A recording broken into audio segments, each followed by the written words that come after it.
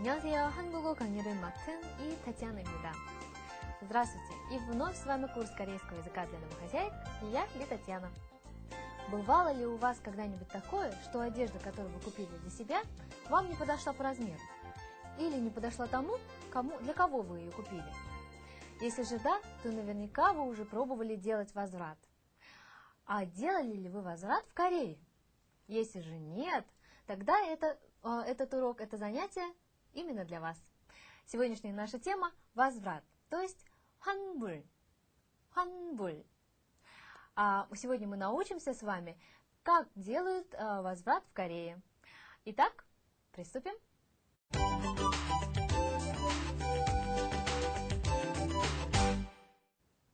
Итак, самая важная фраза при возврате – это «верните деньги». Ну а если повежливее, покрасивее, то это будет звучать так. Мне бы хотелось бы получить свои деньги обратно. По-корейски это будет звучать так.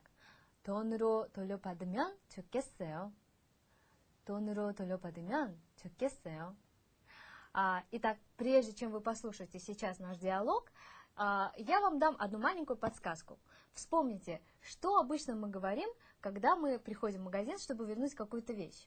Обычно мы говорим, я тут вчера или позавчера купила одежду, она мне не подошла, или она не подошла кому-то там по размеру, например. То есть то же самое вы можете услышать сейчас в нашем диалоге. Итак, 대화 한번 들어볼까요? 어서 오세요. 그저께 여기서 조카 옷을 샀는데요. 아기에게 맞지 않아서요. 사이즈 때문에 오셨어요? 아기한테 작아요? 아니요, 너무 커요. 한 사이즈 작은 것이면 좋겠어요. 죄송합니다. 지금은 그 사이즈가 없어요. 그러면 돈으로 돌려받으면 좋겠어요. 네, 영수증 가져오셨어요? 여기 있어요. Ну как, все было понятно? Если же было непонятны какие-то слова, то мы их сейчас разберем. Итак, новые слова. Первое слово, наверное, которое вам бросилось в глаза, это слово «чока». «Чока», то есть племянница или племянник. А следующее слово «матта». «Матта». Это подходить или быть впору, например, да? Также есть второе значение, то же самое слово «матта», только это будет уже быть правильно. То есть, когда мы говорим «да-да-да, правильно, правильно», тогда мы говорим «맞아요», «맞아요». И следующее слово «때문에». «때문에». «때문에» – это слово, которое означает «из-за». То есть, по-русски мы переводим из-за чего-то, например, да? Например, такой возьмем примерчик. 날씨 때문에 못 갔어요. 날씨 때문에 못 갔어요. Это, например, когда нас спрашивают, почему вы не приехали, мы можем ответить, мы не приехали из-за погоды. Или, например, я не смогла прийти из-за погоды. И следующее слово 돌려받다. 돌려받다. То есть получать обратно. Это также как бы двойной глагол. 돌려 – это обратно, 받다 – получать. И следующее слово 영수증. 영수증. То есть чек. Наверное, вы слышали не раз это слово. И последнее 가져오다. 가져오다. То есть приносить. 가지다 – это брать с собой. Ода – это приходить. Таким образом, получается двойной опять глагол приносить, то есть брать с собой. Итак, мы разобрали с вами все новые слова. Теперь послушайте правильное произношение и постарайтесь запомнить. Итак, произношение. Слушайте и повторяйте. 잘 듣고 따라해보세요. 조카. 맞다. 때문에. 돌려받다. 영수증. 가져오다. А сейчас мы с вами разберем наш диалог подетально. Постарайтесь обратить внимание на перевод непонятных фраз, на новые слова и на произношение. Первое, что произносит продавец, это 어서 오세요. 어서 오세요. То есть добро пожаловать. 그저께 여기서 조카 옷을 샀는데요. позавчера я купила здесь одежду для племянницы. купила. 그저께 여기서 조카 옷을 샀는데요. 아기에게 맞지 않아서요. То есть ребенку не подходит. Из-за этого я пришла, да? Опять причина указана. 아기에게 맞지 않아서요. 사이즈 때문에 오셨어요? Вы пришли из-за размера? 사이즈 때문에, помните, да, из-за. 오셨어요? 사이즈 때문에 오셨어요? Вы пришли из-за размера? 아기한테 작아요? мало? ребенку мало? 아니요, 너무 커요. Нет, наоборот, очень большая, да, одежда. 너무 커요. 한 사이즈 작은 것이면 좋겠어요. 한 사이즈 작은 것이면 좋겠어요. То есть было бы хорошо, если бы было бы меньше на один размер. 한 사이즈, один размер. 죄송합니다. Извините, 죄송합니다. 지금은 그 사이즈가 없어요. 지금은 그 사이즈가 없어요. Сейчас этого размера нет. 그러면 돈으로 돌려받으면 좋겠어요. 그러면 돈으로 돌려받으면 좋겠어요. Знакомая фраза, не правда ли? Тогда мне бы хотелось бы получить обратно деньги. 그러면 돈으로 돌려받으면 좋겠어요. 네, 영수증 가져오셨어요? Да, хорошо. Вы принесли с собой? Вы взяли? Вы принесли чек, 영수증? 여기 있어요. Вот, пожалуйста. Давайте повторим с вами несколько полезных фраз из нашего диалога. Это такая фраза, как 여기서 조카 옷을 샀는데요. То есть я тут купила одежду для племянницы. Вместо 조카 옷을 можно поставить, например, 치마를. 여기서 치마를 샀는데요. То есть я купила тут юбку, да, видимо, на днях. можно также сказать, например, 여기서 남편 운동화를 샀는데요. 남편 운동화. То есть кроссовки, спортивная обувь для мужа. То есть можно подставлять туда, что вам удобнее, что вам нужно по контексту. И еще одна фраза, которая вам пригодится. 아에게 맞지 않아서요. То есть ребенку не подошла. Помните эту фразу, да? 아에게 맞지 않아서요. Можно сказать вместо 아이, если вы купили себе эту юбку, например, то вы можете сказать 저에게 맞지 않아서요. Или, например, 어울리지 않아서요. Помните это слово? 어울리다. То есть подходить, быть к лицу. Или, например, там 남편에게 맞지 않아서요. И последнее. 돈으로 돌려받으면 좋겠어요. 돈으로 돌려받으면 좋겠어요. То есть хотелось бы получить обратно деньги. То есть сделайте, пожалуйста, возврат. 환불해 주시면 좋겠어요. 환불, возврат. 환불해 주시면 좋겠어요. Итак, мы заострили с вами внимание на главных моментах в этом диалоге. Послушайте диалог еще раз. 잘 듣고 따라해 보세요. 어서 오세요. 그저께 여기서 조카 옷을 샀는데요. 아기에게 맞지 않아서요.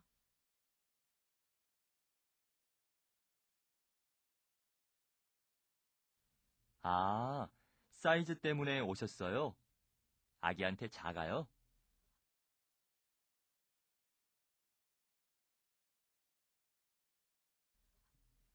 아니요, 너무 커요. 한 사이즈 작은 것이면 좋겠어요.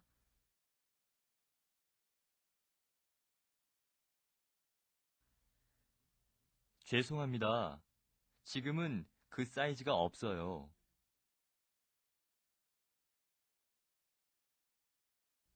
그러면 돈으로 돌려받으면 좋겠어요.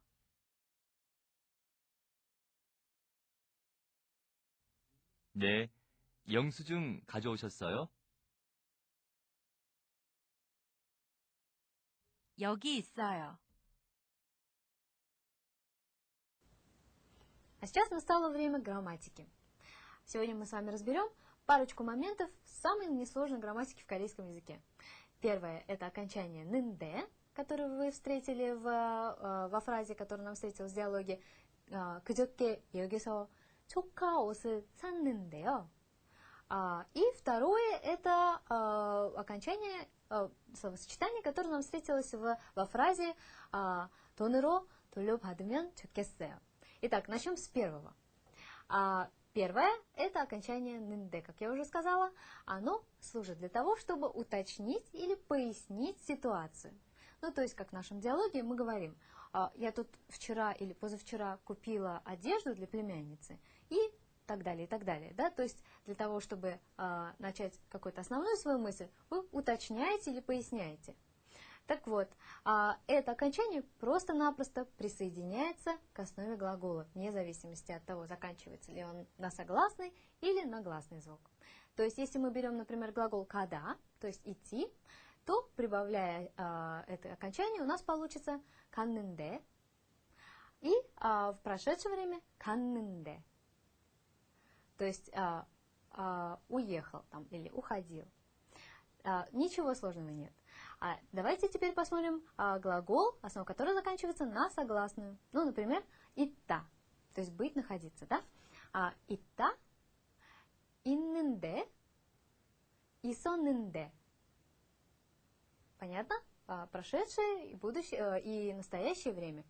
И последний вариант мы с вами рассмотрим с глаголом, основа которого заканчивается на риуль. Правильно, вы угадали, как всегда, особенно буковка риуль. То есть глагол «знать», «альда», соединяясь с этим окончанием, становится «аннынде». То есть риуль выпадает «аннынде». Но в прошедшем времени, поскольку там есть еще «ат», суффикс прошедшего времени, у нас все в порядке. «Аранынде». «Аранынде». Ну, о значении и использовании этого окончания мы с вами разберем сейчас на примерах и потом, когда будем делать упражнения. Итак, давайте посмотрим на примеры. 시장에 가는데 필요한 게 없어요? 시장에 가는데 필요한 게 없어요? Я иду на базар, вам ничего не нужно? 궁금한 게 있는데요. 궁금한 게 있는데요. Мне бы хотелось кое-что уточнить. То есть у меня есть кое-что, что меня интересует. Да? 그 사람을 아는데 공부를 정말 열심히 해요. 그 사람을 아는데 공부를 정말 열심히 해요. Я знаю этого человека. Он так действительно усердно занимается.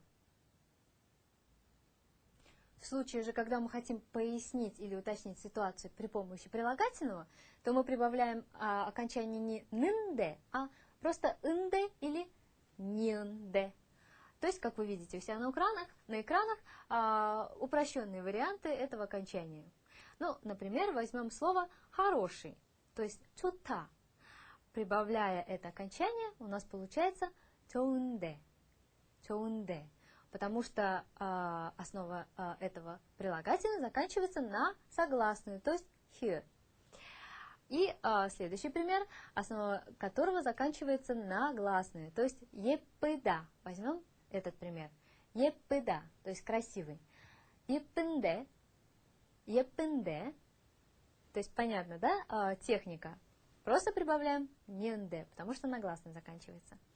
И, например, возьмем что-то, например, когда мы хотим сделать 하고 싶다, да? Тогда мы тоже прибавляем 은데. 하고 싶은데요. Например, 하고 싶다, да? Помните, хочу сделать что-то. Тогда 하고 싶은데요, 하고 싶은데. Итак, давайте посмотрим на несколько примерчиков. 날씨가 좋은데 산책해볼까요? 날씨가 좋은데 산책해볼까요? Погода хорошая, может прогуляемся? 저 치마 이쁜데 얼마예요? 저 치마 이쁜데 얼마예요? Вон та юбка красивая. Сколько она стоит? 머리를 자르고 싶은데 어떤 모양이 좋을까요? 머리를 자르고 싶은데 어떤 모양이 좋을까요? Я бы хотела постричь волосы. Какая прическа мне подойдет? А сейчас давайте мы с вами вспомним фразу 돈으로 돌려받으면 좋겠어요. То есть хотелось бы получить обратно деньгами, да, возврат. То есть эта конструкция, как вы уже, наверное, поняли, поскольку мы проходили имен, и вы знаете, 좋겠어요, это было бы хорошо, означает желание. То есть я бы хотела бы, хотелось бы, да, мы так на русский переводим. Когда мы хотим выразить именно этот смысл, мы прибавляем 으면 좋겠어요. То есть если основа глагола заканчивается опять-таки на гласную, то мы прибавляем просто 면 좋겠어요. Если на согласную, то 으면 좋겠어요. Я думаю, что принцип понятен. Давайте посмотрим, как присоединяется эта конструкция. Например, глагол 보내다 – отправлять. И, прибавляя эту конструкцию, у нас получается 보내면 좋겠어요. 보내면 좋겠어요. И глагол 읽다 – читать. Прибавляя эту конструкцию, получается 읽으면 좋겠어요. То есть у нас 으면 прибавляется. 읽으면 좋겠어요. И последнее – 살다 – жить. Опять-таки глагол на риуль. То есть жить, по идее, у нас там согласное должно быть, по идее, 살으면 좋겠어요. Но мы не говорим 살으면 좋겠어요. Мы говорим 살면 좋겠어요. То есть прибавляем сразу 면. 살면 좋겠어요. Давайте посмотрим, как мы можем употребить эти словосочетания в предложении. Например, 화장품을 소포로 보내면 좋겠어요. 화장품을 소포로 보내면 좋겠어요. Было бы хорошо, если бы вы отправили косметику посылкой. 러시아 책을 읽으면 좋겠어요. 러시아 책을 읽으면 좋겠어요. Было бы хорошо почитать русскую книгу. 제주도에서 살면 좋겠어요. 제주도에서 살면 좋겠어요. Хорошо было бы жить на Чеджудо. Хорошо было бы жить на Чеджудо. То есть, когда мы говорим, вот бы было бы здорово, да, жить на Чеджудо. Если вы хотите выразить еще сильнее желание, то мы говорим, 제주도에서 살았으면 좋겠어요. 제주도에서 살았으면 좋겠어요. Давайте я повторю еще раз. То есть, когда мы хотим выразить более страстное желание, так скажем, или желание, которое имеет мало вероятности, что оно исполнится, по вашему мнению, тогда мы используем глагол в прошедшем времени. Ну, то есть, например, как только что вы видели пример, 제주도에서 살았으면 좋겠어요. Как было бы хорошо, вот было бы здорово жить на Чеджудо, например, да? Вы знаете, что Чеджудо это просто отличный остров, находящийся на юге Кореи. Так вот, вы знаете, что наверняка сейчас, в данный момент, очень сложно переехать на Чеджудо и жить там. И вы можете сказать, вот было бы здорово бы, но однако это невозможно, вот было бы здорово бы жить на Чеджудо. И то же самое можно переделать с предложением, которое мы с вами рассмотрели до этого. Например, 러시아 책을 읽었으면 좋겠어요. Вот было бы хорошо сейчас почитать русскую книгу, например, да, когда вы очень хотите, а возле вас нет русской книги на русском языке. То есть, я думаю, что принцип понятен. Вы можете использовать и так просто 면 좋겠어요, и ас으면 или ос으면 좋겠어요. Я думаю, что вы и то, и другое очень часто будете слышать в обычной бытовой жизни. Итак, это все на сегодня по грамматике. У нас впереди ждут упражнения.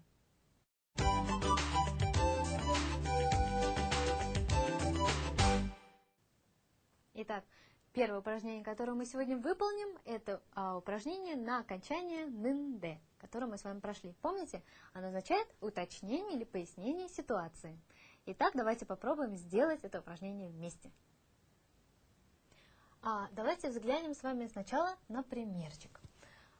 궁금한 게 있어서 전화드리다. То есть я звоню, поскольку меня кое-что интересует, поскольку я бы хотел кое-что узнать, да? То есть, используя словосочетание, данное в скобках, мы дополняем, образуем полное предложение. То есть, 궁금한 게 있어서 전화드렸는데요. Получилось у нас такое предложение с использованием окончания «нынде». Таким образом у нас получилось, я звоню, потому что хотел бы кое-что уточнить. Итак, давайте попробуем употребить окончание «нынде» и данное словосочетание в предложении.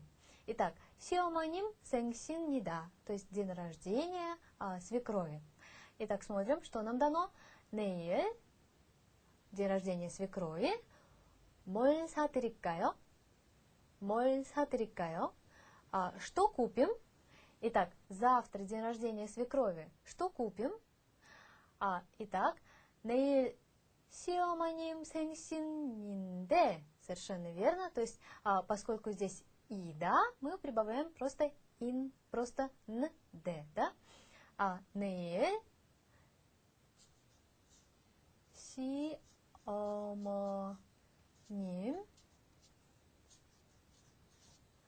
생신인데, то есть завтра день рождения свекрови.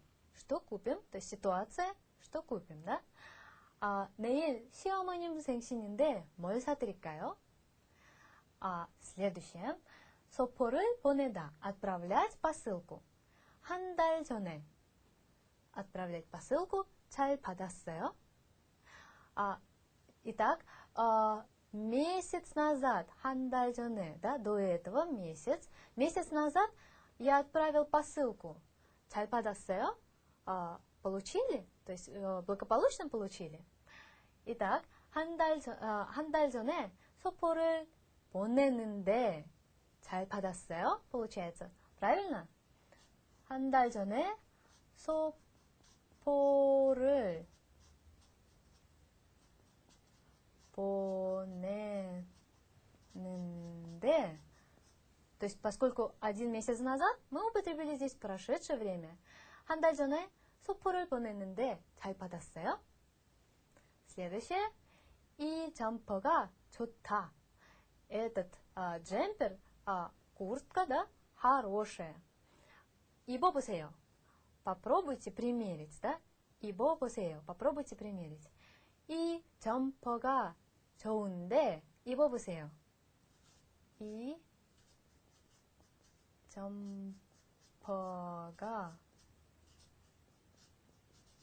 좋은데 입어보세요. То есть обратите внимание, что мы тут прибавили просто «nd», поскольку у нас тут прилагательное. Я надеюсь, что все понятно. В нашем следующем упражнении мы с вами попробуем выразить свое желание, то есть используем конструкцию «면 좋겠어요». Помните, да, ее? Итак, давайте приступим. Так, давайте с вами сначала взглянем на пример. Представьте ситуацию, что вы идете с другом или с подружкой, и друг вас спрашивает: «그 식당이 어때요?» «그 식당이 어때요?» То есть, как тебе этот ресторан? Может, пойдем туда, да? Вы отвечаете, в скобках дан вариант вашего ответа: 다른 식당에 가다, то есть идти в другой ресторан. То есть, 그 식당은 별로 안 좋아요. Это ваш ответ. Этот ресторан не очень хороший. 별로 안 좋아요. 다른 식당에 가다. 다른 식당에 가면 좋겠어요. Было бы замечательно, было бы хорошо, если бы мы пошли бы в другой ресторан. Итак, я думаю, что все понятно. Тут мы прибавили к «когда» просто «면» и закончили предложение «좋겠어요». Итак, давайте попробуем сделать сами. Вопрос такой вам задают, представляете, вот у вас завтра день рождения. 내일 생일인데 선물로 뭘 받고 싶어요? 내일 생일인데 선물로 뭘 받고 싶어요? То есть завтра у тебя день рождения, да? Помните? Тут как раз уточнение ситуации. Что ты хочешь получить в подарок? 선물로 뭘 받고 싶어요? 귀걸이를 받다. Сережки. Получать сережки. То есть я бы хотела получить сережки. 귀걸이를 받으면 좋겠어요. 좋겠어요 у нас уже тут написано. Итак, 귀걸이를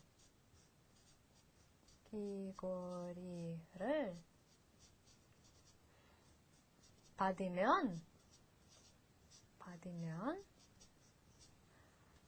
окей. 귀걸이를 받으면 좋겠어요. То есть, запомните, кстати, это слово сережки. Было бы хорошо, мне бы хотелось бы получить сережки. Дальше. 이 집 멋있죠? 이 집 멋있죠? То есть, красивый дом, не правда ли? Этот красивый дом, не правда ли? И в скобках дано мой дом. 와, 이 집이 мой дом, 내 집이다. 좋겠어요. О, этот дом было бы хорошо, если был бы мой. Если бы он был бы мой. То есть, 와, 이 집이 내 집이었으면 좋겠어요. То есть, тут мы с вами выразим сейчас более страстное такое желание, которое не совсем выполнимо. 이 집이 내 집이었으면 좋겠어요. То есть, если бы это был бы мой дом, было бы замечательно, хорошо. То есть мы с вами употребили суффикс прошедшего времени, поскольку это желание, ну, скажем так, не совсем осуществимое. К сожалению, наше сегодняшнее занятие подошло к концу, но прежде чем с вами распрощаться, давайте мы с вами еще раз повторим полезные выражения. Первое. 여기서 초카옷을 샀는데요. 여기서 초카옷을 샀는데요. Я не буду переводить, поскольку я уверена, что вы уже знаете, что это означает. И следующее. 아이에게 맞지 않아서요. 아이에게 맞지 않아서요. И последнее. 돈으로 돌려받으면 좋겠어요. 돈으로 돌려받으면 좋겠어요. Итак, выучив эти 3 фразы, вы сразу убьете 3 зайца. То есть первое – это выучите новые слова, второе – новую грамматику, и третье – будете знать хорошие и полезные выражения. Ну а пока я с вами прощаюсь. До следующей